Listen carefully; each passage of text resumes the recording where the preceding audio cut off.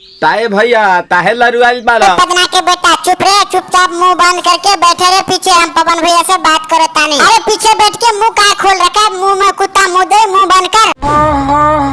अरे अनमोल हाँ के तोरा खरे लैंड पे धोखा दे दिल को जे आ करे छ। लोग नमस्कार प्रणाम, तोरा के लिए एक नया धमाकेदार कॉमेडी वीडियो लेकर छ। वीडियो में मजा आया तो वीडियो को लाइक ठोक दिया। चला फिर वीडियो शुरू कर से। वीडियो शुरू कर से पहले अपना अपना कान में हेडफोन ढुचला के लगी बरसात हो सके छ। का हो पवनवा भैया काहे मुंह लटका के बैठल बारा? का कहीं रे मने नहीं खेलागत। काहे मन में का बैठल बा? मन में कुछ चलत रहल बा का?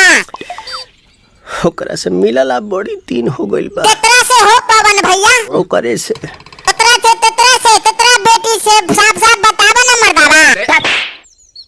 अच्छा बुझ गइल तेतरा बेटी से एगो बात कही। का हमारे एगो जुगाड़ बा, माल से मिले वाला है, साथ में ले जाके मिलवा देव। मिलाऊ ना तो यहाँ बा सुना, लौड़ा में तेल लगा के रह। जे तोरा गान में लौड़ा धा दिल का हो आ करे छ। बढ़ता बेचैनी दादा मुश्किल भइल बा जीना।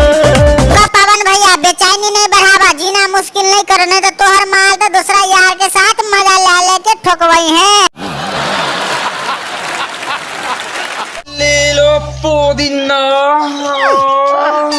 अरे सरबू ज्यादा है हूँ करे तो सार गैर में पुदीना धा के मार दे साफ। मारे तो पवन भैया बकलो लहा के पुदीना। सार तोरा गैर में कोई मिर्ची तो नहीं, कोई दिन से तो आ कर रहल छी। रे रबिया नायिका रे रुता ना भैया, कनी हवेली में घुस के तराई मारा तानी। मिले थाती आइल तोहर दाव के लाभाला